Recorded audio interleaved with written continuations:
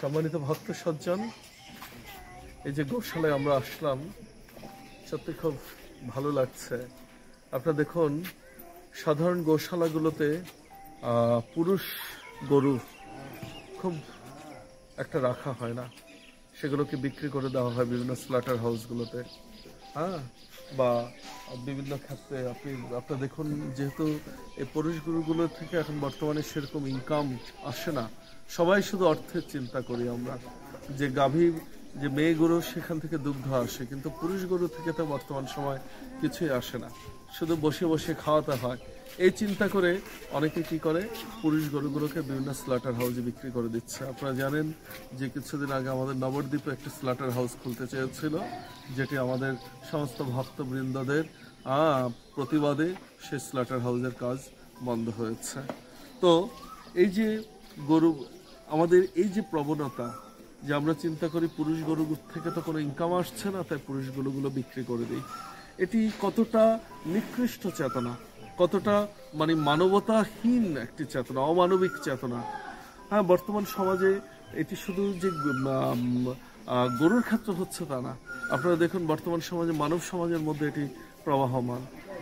প্রায় ম্যাক্সিমাম বর্তমান যুগের আধুনিক শিক্ষায় শিক্ষিত ছেলেমেয়েরা বৃদ্ধ বাবাকে, মাকে যত্ন নিচ্ছে না। বিশেষ করে বাবা বৃদ্ধ হলে তাদেরকে বৃদ্ধাশ্রমে পাঠাচ্ছে, বা তাদেরকে নিয়ে তারা সেভাবে একসঙ্গে থাকতে আগ্রহী নয়। কেন? তারা মনে করছে যে বাবা তো এখন কোনো ইনকাম করছে না, অতএব বাবাকে শুধু বসিয়ে বসিয়ে খাওয়ানোর তো কোনো মানে হয় না। তাই তারা সমাজের বৃদ্ধ মানুষকে অবাঞ্ছিত বলে মনে করে। কিন্তু আপনারা দেখুন, আমাদের বৈদিক সমাজে বৃদ্ধদের প্রয়োজনীয়তা সবচেয়ে বেশি, কেননা বৃদ্ধরা তারা তাদের পরিবার গঠন, সমাজ গঠনে তারা ভূমিকা রাখেন। আমার মনে পড়ে, আমরা ছোটবেলায় আমরা দাদু ঠাকুরমার কাছ থেকে রামায়ণ মহাভারত এগুলো শুনেছি। তো সমাজ গঠনের ক্ষেত্রে বা নিউ জেনারেশনকে পরিচালনার জন্য বৃদ্ধদের অত্যন্ত আবশ্যকতা আছে। তাই আসুন আমরা সবাই আমাদের পিতামাতাকে সম্মান করতে শিখি, তাদের যত্ন নিতে শিখি, এবং তাদের আশ্রয়ে থেকে নিজের জীবনকে পরিচালিত করার চেষ্টা করি। একটি কথা আমি প্রায় বলি, অনেক সময় ছেলেমেয়েরা আমরা বলে থাকি যে আমার বাবা আমার কাছে আছেন, তাই না? কি মা বলেন না, আমার মা আমার কাছে থাকছেন। কিন্তু আপনার এই দেহটা কোথায় থেকে আসলো? আপনি এইভাবে যদি না বলে আপনি যদি বলেন আমি আমার বাবার কাছে আছি, আমার মায়ের কাছে আমি থাকি। একটি বাবাকে, একজন কলিযুগের এটি একটা লক্ষণ। আপনারা জানেন, কলিযুগের 4টা লক্ষণ যুধিষ্ঠির মহারাজ ভীমকে বলেছিলেন। কি?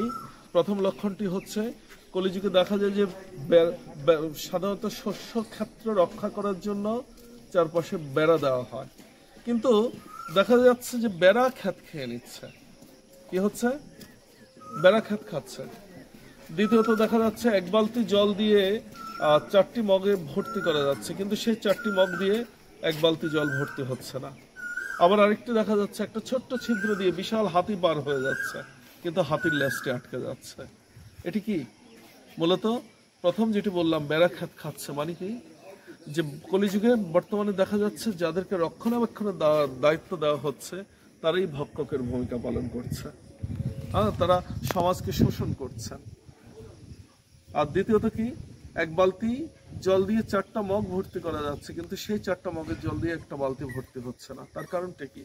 একজন পিতা একক পরিশ্রম করে 4জন পুত্র সন্তানকে লালন পালন করছেন, কিন্তু সেই 4জন পুত্র সন্তান এক বৃদ্ধ পিতাকে লালন পালন করতে পারছে না। নিজেরা ভাইয়েরদের মধ্যে ভাগাভাগি করে নিচ্ছে। ভাই, আমার বাড়িতে 3 মাস, তোমার বাড়িতে 3 মাস, 4 ভাইয়ের বাড়িতে এভাবে 12 মাস কেটে যাচ্ছে।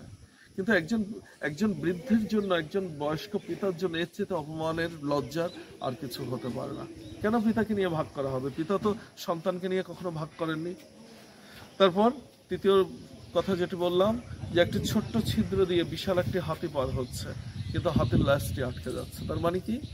যে বর্তমান সময়ে আইনের যে ফাঁক, সে আইনের ফাঁক দিয়ে বড় বড় রাঘব বোয়াল, বড় বড় যারা অত্যাচারী, যারা চুরি ডাকাতি করছে, বড় বড়, তারা পার হয়ে যাচ্ছে। কিন্তু সামান্য জুতা চোর, ক্ষীরা চোর, মূলা চোর, সামান্য দোষে দোষী তারা আইনের কাছে দোষী সাব্যস্ত হয়ে তারা শাস্তি পাচ্ছে।